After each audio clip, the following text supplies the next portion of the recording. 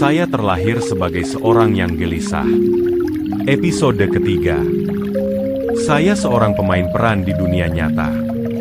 Tahun 1984 menjadi salah satu titik penting dalam perjalanan hidup saya. Saat itu saya menempuh praktik mengajar. Kantor jurusan mengumumkan pembagian kelompok yang akan dikirim ke berbagai sekolah.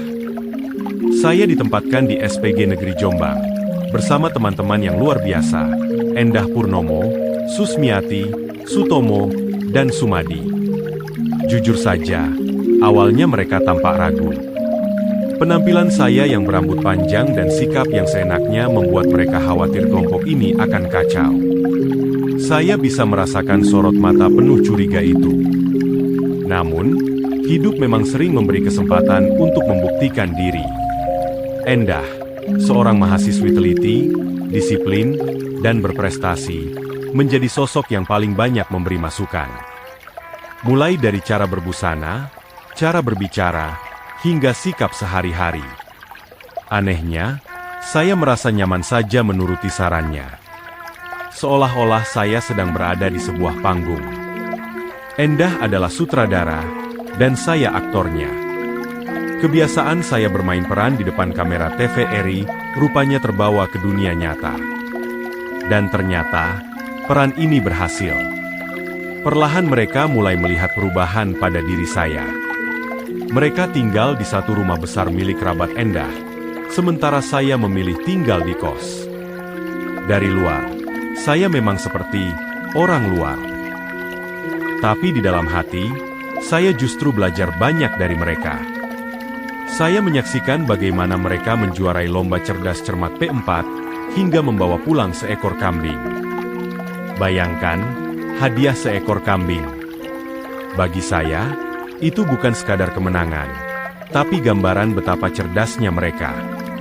Saya pun ikut tertular semangat disiplin. Hari demi hari, teman-teman mulai memuji perubahan karakter saya. Bagi mereka itu mengejutkan, tapi bagi saya, itu artinya panggung saya berhasil. Namun di balik itu, saya mulai belajar satu hal. Ternyata hidup ini tidak cukup hanya dimainkan. Ada sesuatu yang lebih dalam daripada sekadar akting. Di tengah semua itu, ada satu sosok yang juga memberi warna dalam perjalanan saya, Pak Wiranto, guru pembimbing kami. Beliau seorang ahli bahasa Jawa yang menuntut ketelitian luar biasa. Setiap satuan pelajaran harus ditulis dengan aksara Jawa, tanpa ada satupun kesalahan. Ketegasannya melatih kami, bukan hanya untuk bisa menulis, tetapi untuk menghargai tradisi, bahasa, dan akar budaya. Beliau juga seorang penganut kejawen sekaligus penulis babat, yang tekun menyalin naskah-naskah kuno. Dari beliau, saya belajar bahwa ilmu bukan hanya soal logika, tapi juga soal rasa. Saya mulai sadar bahwa hidup bukan sekadar bermain peran. Dari pengalaman praktik mengajar itu saya belajar, karakter seseorang dibentuk bukan hanya dari dirinya sendiri, tetapi juga dari orang-orang di sekelilingnya. Kritik, apresiasi, bahkan keraguan mereka bisa menjadi alat pembentuk diri. Sejak itu saya mulai mengerti, hidup ini lebih dari sekadar peran yang dimainkan di atas panggung. Hidup adalah soal kinerja, kecerdasan, cinta, dan ketulusan. Untuk teman-teman satu kelompokku, jika kalian membaca ini suatu hari nanti, izinkan aku menyampaikan terima kasih. Kalianlah yang mengajarkanku arti sebuah perubahan. Aku suka berkelana. Tahun 1988, saya resmi yudisium. Artinya, tidak ada lagi aktivitas kampus. Saya kembali ke desa, Kertosono. Tapi jiwa saya tetap gelisah. Saya merasa seperti seekor burung yang baru saja keluar dari sangkar.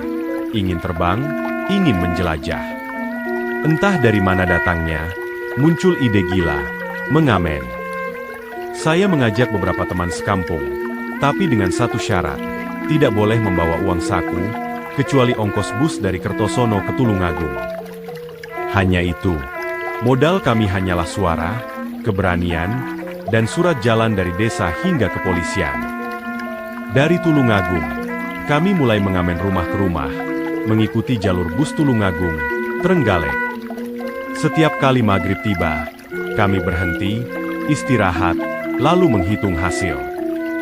Saat itu terkumpul Rp60.000, jumlah yang besar untuk tahun 1988. Dengan uang receh itulah kami melanjutkan perjalanan. Trenggalek, Panggul, Pacitan, Ponorogo, Madiun, Caruban. 9 hari lamanya kami berkelana, hingga akhirnya pulang. Tentu saja, pulang tidak berarti bebas. Ibuku marah besar, dan Nono, temanku, juga kena semprot orang tuanya. Tapi sekarang, ketika saya mengenang, saya justru tersenyum. Karena teman-teman seperjalanan itu kini sudah mapan. Ada yang menjadi anggota DPRD, ada yang perwira polisi, ada yang wirausahawan. Petualangan gila itu kini tinggal kenangan manis yang tak ternilai. Jiwa gelisah dan kebatinan. Namun jiwa gelisah saya tak berhenti di situ. Petualangan saya berikutnya justru masuk ke dunia kebatinan. Saya berjumpa dengan Mas Harjo, seorang yang sering mengajak diskusi tentang kebenaran sejati. Dari dialah saya mendengar istilah-istilah yang sampai hari ini masih membekas. Guru sejati, bukan sosok manusia, tetapi inti dari rasaning rasa, suara hati yang murni dan ilahi. Kitab teles, nurani yang bermukim di tubuh kita, selalu peka membedakan baik dan buruk, sejalan dengan Taurat hati, dalam Roma 2 ayat 15. Benering benar, kebenaran sejati yang tidak bisa diperdebatkan. Kebenaran sejati adalah kebenaran mutlak yang tidak terbantahkan. Dianalogikakan dengan kata muni, artinya berbunyi. Kebenaran ini bisa didapatkan dari laku, bersemedi, berpuasa, mengekang hawa nafsu. Sedangkan uni yang artinya bunyi itu untuk menganalogikakan kabar, informasi dari luar yang mesti diverifikasi kebenarannya. Kodok ngemuli lenge, roh yang murni namun menutupi tubuh yang penuh nafsu. Analogi yang indah tentang manusia batiniah. Semua ini membuat saya sadar, manusia tidak hanya terdiri dari daging dan tulang, tapi juga jiwa dan roh. Ada panggilan yang lebih tinggi, menjadi pribadi yang semakin berkurang, agar yang ilahi semakin bertambah. Penutup reflektif. Kini, ketika saya menoleh ke belakang, saya melihat benang merah yang indah.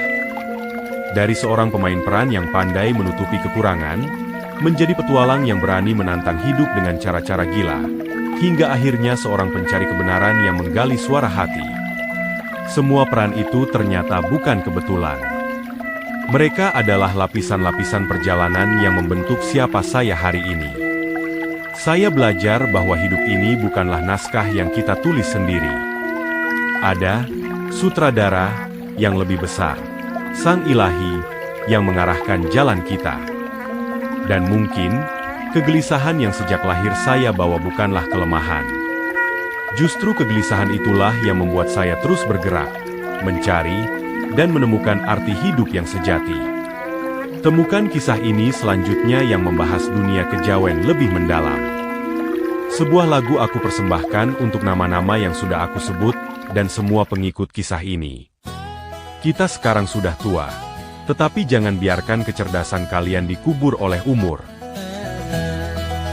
Di usia senja, bukan akhir cerita. Masih banyak mimpi yang bisa dikejar. Lihatlah mentari, tetap hangat bersinar. Langkah kecilmu punya arti besar. Teruslah berkarya, jangan pernah menyerah. Usia hanya angka, semangat yang berkuasa. Nyanyikan lagu hidupmu, jangan berhenti. Karya membawa bahagia.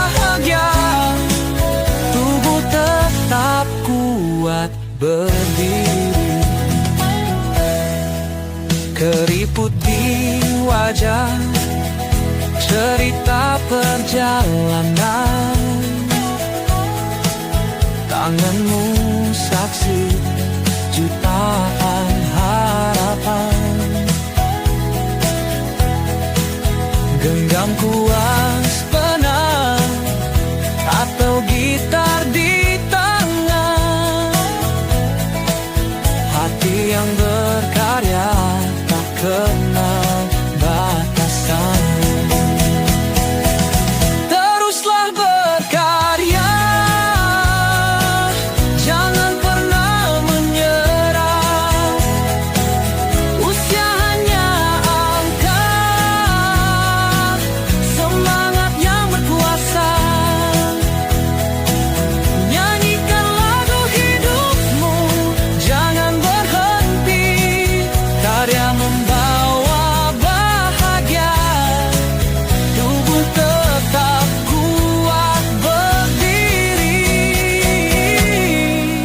Lihat anak cucu tersenyum bangga, kisah hidupmu jadi inspirasi nyata.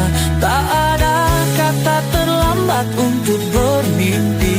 Hidup ini anugerah, syukuri tiap hari.